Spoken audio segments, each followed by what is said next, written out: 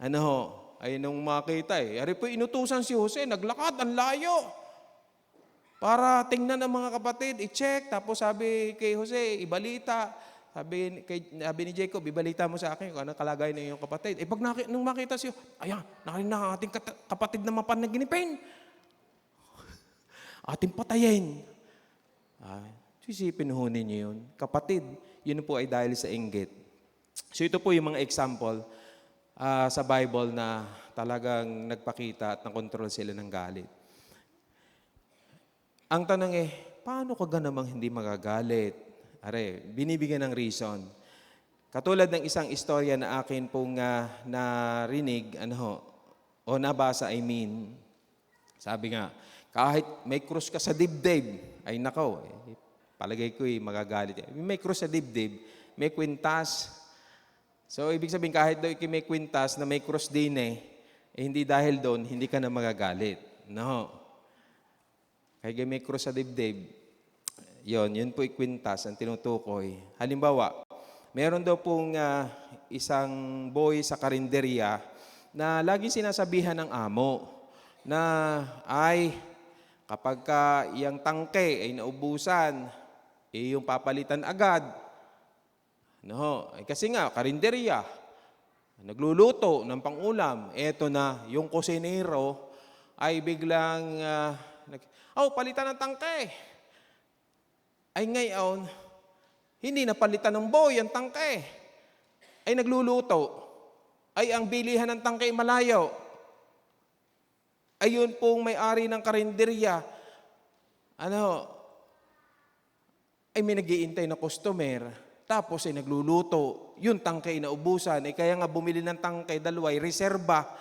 Ay nung naubusan, ay wala ngayong mailagay. Kaya yung pong amo, yung pong may-ari ng karinderya, ay galit na galit. Galit na galit doon sa ginawa nung boy na hindi naging alerto, hindi naglagay ng reserba na tangke para po sa kanilang gasol. Paano ka nga naman hindi magagalit? Pangalawa, halimbawa naman, katwiran ng magulang sa bahay, paano ka naman hindi magagalit, pastor? Sinabi na palagi, yung ilaw ay papatayin. Ay ngayon, walang tao sa kwarto, buhay. Nangyayari ka ho yan? Sige po, sa amin na lang ho nangyayari yun. Hindi, biro lang. O kaya naman yung electric pan, patayin. Bunutin ang saksak ng TV. Abay, walang nanunood. Ay buhay. Yung mga pinagbihisan, ay parang nagluluno. kung sa napatapat, nadudon. Pinagbihisan. Kaya paano ka naman hindi magagalit? Isa pa, pag inutusan, ang laging sagot ay, wait. Hindi naman waiter, pero wait. Paano ka naman hindi magagalit? Tulad din ng isang Chinese boss na sinasabi, pag mabait ka, inaabuso ka naman. Ay hihintayin pa ako magalit bago sumunod. Dahil Kristiyano, feel niya na abuse siya kasi iniintay pa nga daw siya na magalit bago sumunod. Dito po sa talata na ating pong binasa, sinabi po ni Apostol Pablo na alalahanin natin yung pagbabago. Tingnan po ninyo sa Ephesians 4:25. Ang nais pong ituro dito po sa talata na ito ay hindi tayo makontrol ng galit, kundi hayaan kontrolin natin ito para hindi tayo magkasala. Napansin po ninyo, yung sabi ni Apostol Pablo na huwag niyong bigyan daan, huwag bigyan ng pagkakataon ang dyablo. Yun po yung pagkakataon na kapag ikay na kontrol ng galit, it will lead to to destruction. It will lead, maaari, katulad halimbawa ni Cain. He was controlled by anger, kaya nakontrol siya, nakagawa siya ng di mabuti. Nakontrol ng anger ang mga kapatid ni Jose, kaya nag-lead doon sa hindi mabuting ginawa kay Jose. So makikita ho natin, alalahanin natin yung pagbabagong ginawa ng Panginoon. Tingnan po nyo, dahil dito, itakwil na natin ang pagsisinungaling at tayong lahat ay magsabi ng totoo sa isa't isa sapagkat tayo'y bahagi ng isang katawan. Napansin nyo sa unang bahagi, yung sinasabi ni Pablo na ibihis na natin yung bagong kasuotan. Put off yung old clothes at ibihis na yung bagong kasuotan. Dahil tayo po ay nakakilala na sa Panginoon. Dahil tayo po ay tumanggap na sa Panginoon. Meron na tayong bagong pagkatao. Hindi na tayo yung dati na magagalitin, ngayon po ay binago na ng Panginoon. Amen po ba doon? Ang larawang ibinigay po ay katulad ng isang preso. Alam po ba niyo ang preso ay mayroon pong kasuotan? May kasuotan ng preso. Amen po. Kaya nga natawa ako doon sa isang pastor, yung comment sa amin, doon sa picture namin ni Pastor Dante. Dahil kami ay birthday nung nakaraan, di kami may picture. Ay sabi ka, parang bagong labas eh. Anong kulay? Orange. Magkaibang tatak, pero pareho kami naka-orange. Ang comment ng isang pastor, pabiro naman yon. Parang bagong labas eh. So kapag ikaw ay preso, meron kang kasuotan na pampreso. Identified na preso. Pero kapag ikay nakalabas, alangan naman yung pa rin ang suot mo. Hindi na. Bagong damit na. Tama po ba? Ganun din po tayo. Tayo po na nakakilala sa Panginoon, nakadamit tayo na tayo po ay nakapreso sa kasalanan.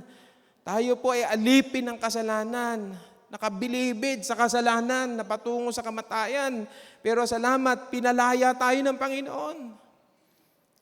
Siya po ang nagpalaya sa atin, siya po ang tumubos. Siya po ang nagbigay sa atin ng assurance ng buhay na walang hanggan. At alam ninyo, yung damit na preso dahil sa kasalanan, nag-identify, tayo po ay nakabilibid, nakapreso dahil sa kasalanan, may kulay, ano man yun. Pero alam niyo, dahil kay Kristo, inalis po yun at tayo'y dinamitan ng katwiran ni Kristo. Hallelujah.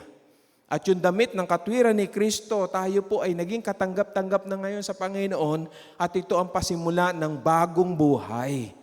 Hindi na po yung dati, kundi yun ngayon ang mahalaga dahil sa ating Panginoon. Alam ninyo, kahit ikaw mismo magtataka, yung dating hindi mo magawa, nagagawa mo ngayon. Kung noon, mahirap sa iyo magpatawad, hindi nakapagtaka, nakakapagpatawad ka ngayon, hindi dahil sa iyong lakas, kundi dahil sa ginawa ng Diyos sa iyong buhay. Dati yun, pero iba na ngayon. Amen? Kaya alalahanin mo yung pagbabagong ginawa ng Diyos. Kaya nga ang mga na kay Kristo, mayroong mga patutuo ng pagbabago. Hindi nakapagtaka yun. Bakit? Dahil nga kay Kristo eh.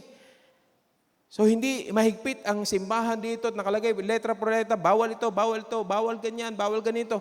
Wala ho makikita kayo diyan na bawal ganito, bawal ganyan. May nakita po ba kayo? Wala. Ang nag-udyok para magbago ng buhay hindi po yung pong tuntunin ng simbahan, kundi yung ginawa ni Kristo sa inyong buhay. Ang nagpalaya ay hindi ang simbahan. Ang nagpalaya ay ang katotohanan tungkol sa ating Panginoong Hesukristo. Silang nakipag-isa kay Kristo ay naging bagong nilalang. Kaya nga kahit kapitbahay, kahit kakilala, ay nagtataka, ano nga nangyari din eh? Bigay nagkagayaan. Dati na may ganito, ganyan. Aba, ay ngayon iba na nga naman. Bakit? Dahil sa Panginoon. Dahil kay Kristo. Kaya alalahanin natin yung pagbabagong yun. Huwag nating ibibihis palagi yung pong kasuotan ng dati at lumang pagkatao. Dahil ikaw ay binago na. Sabi natin sa ating katabi, binago na tayo. Ay, gaganda ng pagkakasabi, ha? Binago na tayo. Kasi po, lahat ng Kristiyano, lahat ng tumanggap sa Panginoon, tunay na may pagbabago. Kung walang pagbabago, questionable. Kasi si Kristo ay nanahan sa buhay ng isang tao. Kapag si Kristo nanahan sa buhay ng isang tao, magdadala yan ng pagbabago. Amen po. Pangalawa, kontrolin ang emosyon. 26, ang sabi dito, kung magagalit man kayo, si Kristo nagalit po, hindi po nyo alam. Nung po siya pumunta sa templo at nakita ay merong mamamalit, kagulo doon sa templo, ay ang sabi ni Kristo, ginawang pugad na magnanakaw, ginawang palengke, na dapat sana ang intensyon ay ang bahay ng Panginoon ay bahay ng pananalangin. Ito dapat ay house of prayer. Pero inabuso. Naroon po yung mamamalit, naroon na po yung mga magtitinda doon po sa templo. Nagalit. Pinagtataob ni Kristo yung mga tables doon. Nagalit siya. Pero hindi po siya nagkasala. No? Ang Panginoon Diyos, ang Diyos po, banayad. Sabi, banayad sa pagkagalit. Pero ang kanyang galit ay nakatuon sa kasalanan. Hindi po sa tao. Hindi sa atin. Okay po. Sabi dito, kung magagalit man kayo, iwasan ninyong magkasala at huwag niyong hayaang lumubog ang araw. Naggalit pa rin kayo. Ibig sabihin, huwag niyong pagtatagalin. No? Sabi ni Aristotle, the resentful spirit that refuses reconciliation. Yan pong ibig sabihin ng bitterness. Resentful spirit that refuses reconciliation. Kapag ka ayaw mong magpa-reconcile, ayaw mong makipagkasundo, then you have bitterness in your heart. No. At yung wrath naman, sabi, outburst of the moment. Kaya kapag mayroon po, nangyayari yun parang nabigla yata ako. Di ba? Parang nabigla yata ako sa ginawa kong yun. Yun, outburst of the moment. Sabi doon, iwasang magkasala. Ito po ang nangyayari kapag ka nakontrol ka ng galit, ang sabi doon,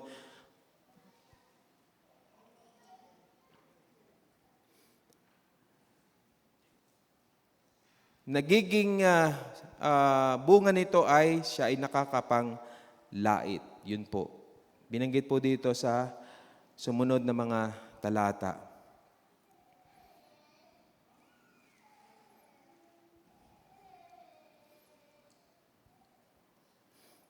Pangatlo, ang sabi doon, huwag pighatiin ang Espiritu Santo. Verse 30. Verse 30, ang sabi, at huwag ninyong saktan ang kalooban ng Espiritu Santo, sapagkat siya ang tatak ng Diyos sa inyo at ang katibayan na kayo'y tutubusin pagdating ng takdang araw. Alisin na ninyo ang lahat ng sama ng loob, puot, galit. Huwag na kayong mambubulyaw, manlalait at mananakit ng damdamin ng kapwa. Sa halip, maging mabait kayo at maawain. Magpatawad kayo sa isa't isa tulad ng pagpapatawad sa inyo ng Diyos dahil kay Kristo. Alam niyo, nakakapaghati sa Holy Spirit, yung nakakapagpalungkot. Kasi siya po ay tunay na persona, ang Holy Spirit. At lahat ng tumanggap sa Panginoon, mayroong Espiritu Santo. You are indwelt. Lahat ng nakay Kristo, may tatak po yan Tatak ng kanyang pagmamayari. Tatak na lulubusin ng Panginoon yung blessing. Siya po ang paunang hulog. Parang may transaksyon ng bilihan na lulubusin kasi may paunang hulog. Ang Holy Spirit po yun sa atin. Yung mga spiritual blessings na inihanda para sa Kristiyano, isang araw lulubusin yun. Kukumpletuhin yun kasi may paunang hulog. Ang paunang hulog po ay ang Holy Spirit sa ating buhay. Hallelujah. Napipighati ang Holy Spirit kapag ang sabi doon, verse 25, nagsisinungaling. Verse 26, yun, nagtatagal na galit. No, baka po 1 buwan na, 3 buwan na, 5 buwan na, 1 taon na, ay magpahinga. Ang pagpapahinga sa galit ay nasa pagpapatawad. No, sabi, huwag lubugan ng araw ang galit.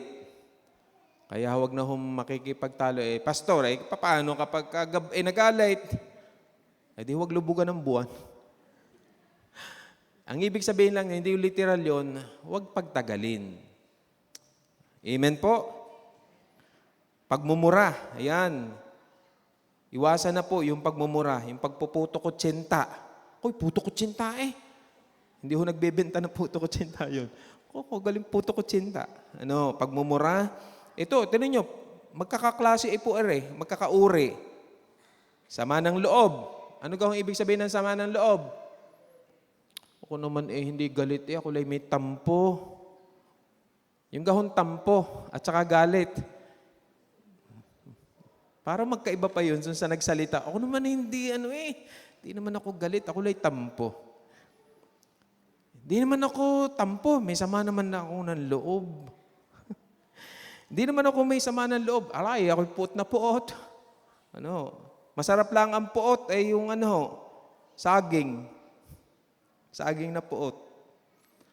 Galit. Sama ng loob. Pare-pareho po yan. Napipighati daw ang Holy Spirit. Maging ang panlalait at hindi pagpapatawad. Yan, verse 32. Very clear. Sa halip, maging mabait kayo at maawain. Magpatawad kayo sa isa't isa tulad ng pagpapatawad sa inyo ng Diyos dahil kay Kristo. Yan po. Ang ating pagpapatawad ay dahil kay Kristo. Dahil sa Panginoon. Pag inisip mo na dahil sa Panginoon, kaya po natin. Ito'y para sa Panginoon. Alam ninyo, ikumpara ninyo yung pagpapatawad ng tao sa pagpapatawad ng Diyos, napakalayo. Sobrang layo. For example, ang katwiran ng tao, paano ko gayang patatawarin? Hindi naman nalapit kung gayon nalapit, di saka ako patatawarin.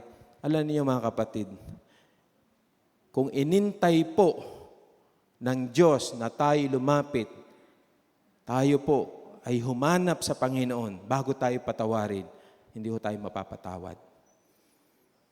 Alam po niyo kung bakit? Dahil tayo po ang hinanap ng Diyos. Hello, mga kapatid. Tayo po ay para mga tupa na nagkanya-kanyang lakad. Kaya po may Pasko, yan po ikapahayagan ng pag-abot sa atin upang tayo po ay mapatawad. Ang nag-initiate, ang gumawa ng unang hakbang para mapatawad tayo ay hindi po tayo, kundi ang Diyos. Ang Panginoon po ang unang humakbang para tayo po ay mapatawad. Amen? Pangalawa, na magkaiba po ang prinsipyo ng tao sa ginawa ng Diyos. Ang tao po may limitasyon. Nagbibilang po ng kasalanan ang tao. Aray, isa pa. Aba, ay nakakapuro na. Aba, ay tama na. May hangganan po tayo. Para bagang sinasabi, nakadalwa ka na, ay hindi na. Hindi na ko yan mapapatawad hanggang magpantay ng aking paa. Klaseng hindi pantay. Hanggang daw magpantay Ibig sabihin, hindi pa pantay. Hindi, ibig sabihin nun ay hanggang mamatay. Yun po yung expression na hanggang magpantay ang paa. Dahil kapag nakahiga na, pantay na. Nagbibilang ang tao. 1, 2, 3. Ito po ang tatanong ko sa inyo. Kung bibigyan po tayo ng bilang bago tayo po patawarin. Kung bibigyan tayo ng bilang, Ay, ikaw, Dane, ikay hanggang 10 ang kasalanan, ha? Naku po, 10. Limit ka na. Malapit ka na sa limit. O kahit 100. Tanungin ko kayo, mula nun tayo nagkasala, by practice, gaano kadaming kasalanan kaya ang ating nagawa? Sa palagay ninyo, yung naalala nyo at hindi nyo maalala, ang dami. Pero pag lumapit ka sa Panginoon, ang Diyos ba nagbibilang? Bilangin mo ang kasalanan mo. Lord, hindi ko mabilang. Ang dami na. Sobrang dami. Kanina yung pong inawit ni Athena. Yes, malaki po ang ating kasalanan. Pero mas malaki ang pag-ibig ng Diyos.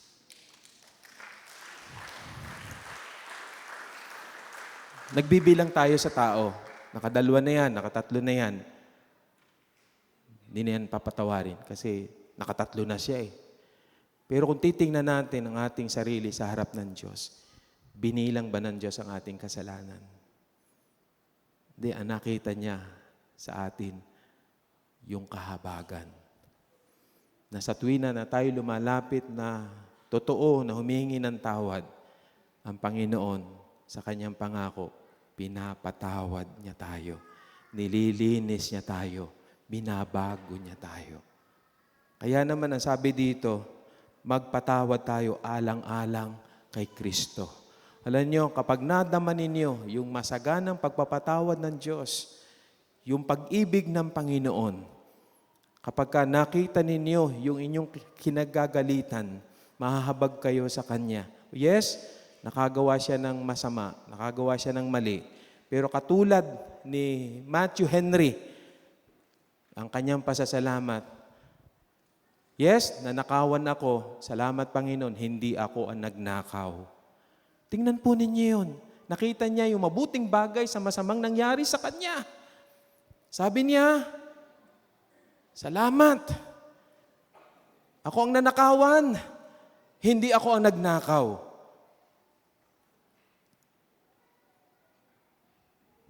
Alam ninyo, kapag nakita natin yung masaganang habag ng Diyos, naranasan natin ito, dahil kay Kristo, kaya nating magpatawad. May pagkukunan ka eh. Yung bukal ng pagpapatawad ng Diyos, yung pag-ibig ng Panginoon, yung kagandahang loob ng Diyos na ipinarana sa iyo mula doon. Yun po ang pagkukunan mo. Yun ang magiging batayan mo. Kasi sa iyong sarili, hindi mo talaga kaya. Kapag iisipin mo yung kanyang ginawa, hindi mo talaga kaya. Pero kapag nakita mo, naranasan mo, nadama mo, yung masaganang pag-ibig ng Diyos na ipinarana sa iyo, yung mahirap na bagay, magagawa mo at nagawa mo dahil sa lakas ni Kristo. Mamamangha ka na lamang, aba, ay nabati ko nga dahil sa Panginoon. Kaya, kung nung una, pag nagkakasalubong kayo, yung payong mo ay natagilid kahit walang hangin,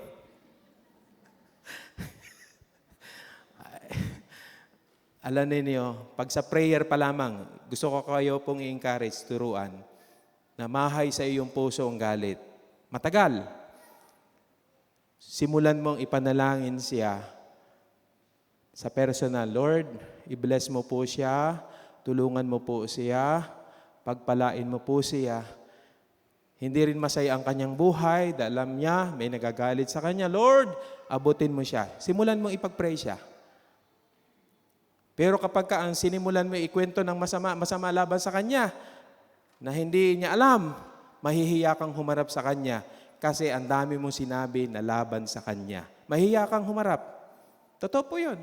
Pero kapag ang iyong pinag-pray, Lord, pinapatawad ko na po siya. Di man siya lumalapit, pinapatawad ko na siya. Ngayon po, Lord, i-bless mo po siya. Tulungan mo po siya. Gusto ko po, Lord, na siya po'y maging masaya din. Abutin mo po siya. Basta pinapatawad ko na po siya. Nagpapahinga ka sa galit. At pagka nagkasalubong kayo, yung iyong payong na kahit hindi mahangin, yan po ay nakapirme. Hello? Kawayan mo. Baka yung nagagalit, anong nangyari? Ano kaya kinain nun? Ba't kayo nagkagayon? Kasi may deliverance na nangyari sa iyo. May pagpapalaya na nangyari sa iyo. Hindi ikaw yun, kundi dahil sa gawa ng Panginoon. Gusto ni Lord, maging masaya ka ngayong Pasko. Gusto ni Lord, makakain ka ng masarap ngayong Pasko. At gusto ni Lord, marami kang mapamaskuhan. Kasi sigurado ako, hindi ka mamamasko sa iyong kagalit. Pero kapag nagpatawad na, kapag ka na-reconcile na, ang sarap ng salo-salo, ang sarap ng awitan, ang sarap ng kwentuhan, dahil may pagpapalayang ginawa ang ating dakilang Diyos. Kaya, ang unang misyon sa ating sarili. Kung gusto mong i-bless ang sarili mo, ay baka kung kaya laang iigsi ang buhay dahil, dahil sa stress at galit, ay huwag. No? Masarap mabuhay na may kapayapaan at kagalakan. Amen? Ang pagpapahinga ay nasa pagpapatawad. Sabi doon, magpatawad tayo at alalahanin. Yan, alalahanin ang pagpapatawad sa atin ng Panginoon upang makapagpatawad tayo. Kaya pag nagpatawad tayo, hindi dahil sa galing mo, hindi dahil sa atin. Nako, kung sa atin naasa, ay hindi mangyayari. Pero, ang sabi dito, tingnan po nyo, very clear. Magpatawad kayo sa isa't isa tulad ng, yun o, pagpapatawad sa inyo ng Diyos dahil kay Kristo, dahil sa Panginoon. Kasi nga, kung magbibilang, ay naku po, wala pong iisa sa atin ang mapapatawad. Pero dahil sa kagandahang loob ng Diyos, pinatawad tayo. Lahat na nakaranas ng pagpapatawad ng Panginoon, magsabi ng Amen. Kaya natin. Kaya natin. At kapag ito in-apply nyo sa inyong buhay, mga kapatid ko, sa Panginoon, kayo po ang sisigla ang buhay, sisigla ang katawan, bubuti ang kalusugan, at ang inyong relasyon sa sino man. Kalooban ito ng Panginoon, pagpalain tayo sa atin pong buhay, pananampalataya. Tayo po tumayo. Hallelujah. Praise God. Awitin natin yung awit, ang nais ko ay ibigin ka. Sabi ng salita ng Diyos, siyang umiibig ay sumusunod sa kanyang mga utos. Kung mahal natin talaga ang Panginoon, susundin natin ang kanyang kalooban. No po? Kung sa matagal na panahon, meron kang kinikimkim na sama ng loob, it's about time. I-give up mo na. Ano po? I-release mo na. Gusto ni Lord maging malaya ka. Ano po? Ano man ang ginawa niya sa iyo, i-release mo na. I-give up mo na. Kasi gusto ni Lord maging malusog ka. Gusto ni Lord maging pagpapala ka. Pagpalain ka sa iyong buhay espiritual. Ano po? Ambulayin mo yung ginawa ng Panginoon, hindi yung ginawa sa iyong masakit. Sinabing masakit, huwag yun ambulayin mo. Ambulayin mo ay yung ginawa ng Panginoon sa iyong buhay. Hallelujah. Patawarin sila gaya ng pagpapatawad ng Panginoon sa atin. Magpahinga tayo sa galit, magpatawad tayo. Hallelujah. Ang nais ko ay ibigin ka, Jesus. Nais ko ay ibigin ka, Jesus. Ang nais ko ay ibigin kang lubos. Higit pa sa lahat ng bagay, higit pa sa aking buhay, ay ibigin ka, Jesus. Minsan pa ang nais ko, ang nais ko ay ibigin ka, Jesus. Ang nais ko ay ibigin kang lubos. Higit pa sa lahat ng bagay, higit pa sa aking buhay, ang nais ko ay ibigin. For the last time, ang nais ko ibigin. Ang nais ko ay ibigin ka, Jesus. Ang nais ko ay ibigin kang lubos. Higit pa sa lahat ng bagay, higit pa sa aking buhay, ang nais ko ay ibigin ka, Jesus. Ang nais ko ibigin, ang nais ko ay ibigin ka, Jesus. Ang nais ko ay ibigin ka, Jesus. Makapangyarihang Diyos, aming Ama, salamat po sa iyong pagpapatawad sa amin. Hindi mabilang, napakadaming pagsuway na amin nagawa na. Pero sa kabila noon, O Diyos, tapat ang iyong mga salita. That we confess our sin, you are faithful and just to forgive us and cleanse us from our unrighteousness. Ina-apply mo sa amin ang inyong pag-ibig, ina-apply ninyo sa amin ang inyong kahabagan. Wala po dito na masasabing karapat-dapat. Lahat kami, Panginoon, di karapat-dapat. Ikaw ang banal. Ikaw ang matuwid. Pero salamat, inialay mo, Panginoong Jesus, ang iyong buhay.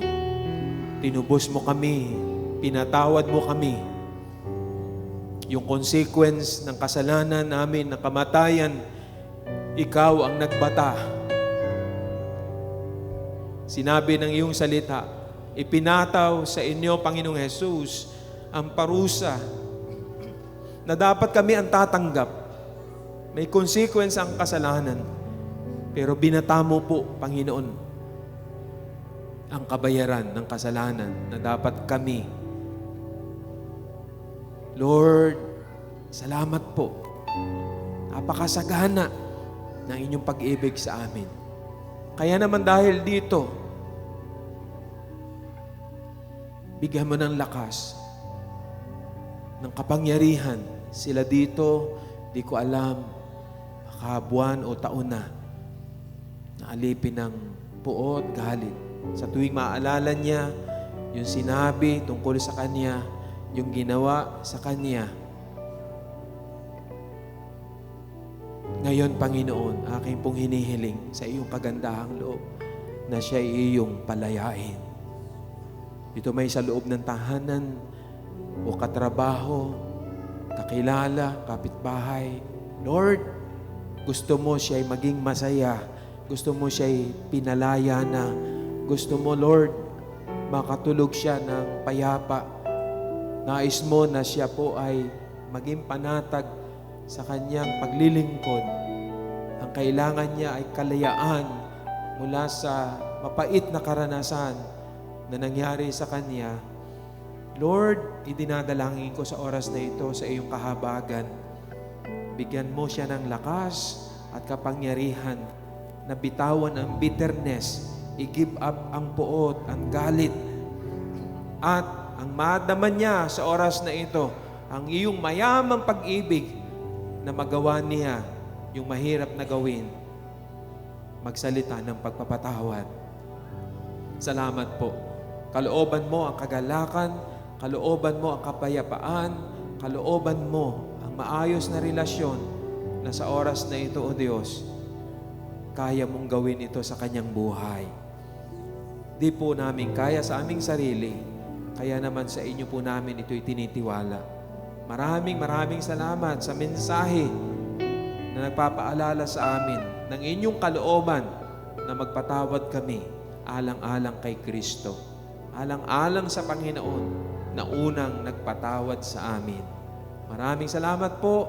Purihin ka sa pagpapala ng iyong mga salita. Ito po aming dalangin sa pangalan ni Jesus. Ang lahat na nakaranas na masaganang habag at pagpapatawad ng Panginoon ay magsabi ng Amen. Amen at Amen. Kayo po'y makakaupo na. Thank you.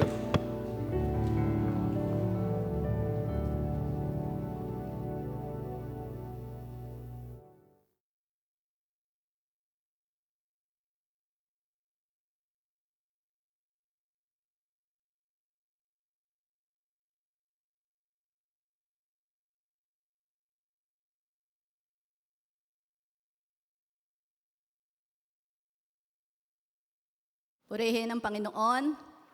Salamat sa Lord na tayo ay nabiyayaan ng ganitong mensahe at salamat, Pastor, sa pagpapahayag at pagbubulay ng salita ito na ipinadala ng ating Panginoon. Tayo po ay manalangin para sa ating mga kaloob. Panginoon, ngayong umagang ito, O Diyos, kami po ay nagpupurit, nagpapasalamat sa iyo, O God. Salamat sa buhay po ng bawat isa. Salamat sa kalakasan ng katawan, malinaw at maayos na isipan. Salamat, O Diyos, dahil Ikaw ay laging naandyan para sa amin. Salamat, O Banal na Espiritu, hindi mo kami iniiwan. Palagi kang naandyan upang kami igabayan, samahan, turuan. Hallelujah, purihin ka, O Diyos. Lord, sa umagang ito, Panginoon, kami po, Panginoon, ay magbibigay ng aming mga tithes and offering, O God. Salamat po sa mga hanap buhay na ipinagkatiwala mo sa amin, O Diyos. Purihin ka, Panginoon, sa lahat ng ito, O God. Purihin ka sa aming mga buhay. Purihin ka at pasalamatan, O God, dahil Ikaw, Panginoon, ang aming kaagapay sa lahat ng aming pinagdadaanang ito. Hallelujah, Panginoon. Salamat po, O Diyos, na sa bawat araw, O God, Ikaw ay tapat at mabuti sa aming buhay. Hallelujah, Panginoon. Lord, sa aming pong pagbibigay, kami po ay nagpupurit, nagpapasalamat sa iyo dahil ang lahat ng ito, O Diyos, nagmula sa iyo at ibabalik lamang namin, Panginoon, ang aming tithes, Panginoon, na amin pong nanggaling po sa aming mga puso, Panginoon. May galak sa aming mga puso, may kapayapaan na ito ipagkaloob muli sa iyo, God, dahil ito ay para sa iyo lamang, O God. Purihin ka, God, sa umagang ito. Hallelujah, hallelujah, Panginoon. Salamat po. Salamat po, una, Panginoon, sa iyong pag-ibig na hindi nagmamaliw, O God, hindi nagbabago. Purihin ka, God, sa umagang ito. Ito po ang aming samot dalangin. In Jesus' name we pray. Amen.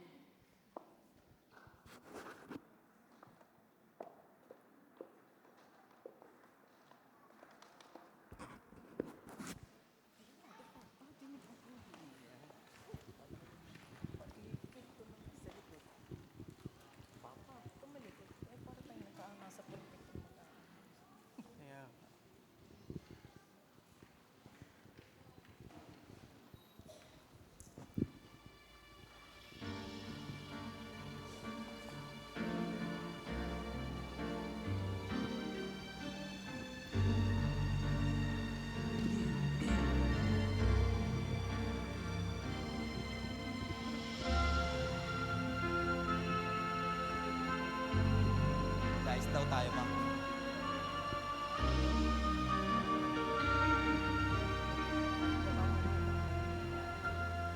Sa duguang kamay, sa sugatang laman, Pinahayag niya'y walang imbo na pagmamahal sa sanlibutan, na bawat hakbay ligaw, binigay ang kanyang buhay at pag-ibig niyang banal. Kanino pa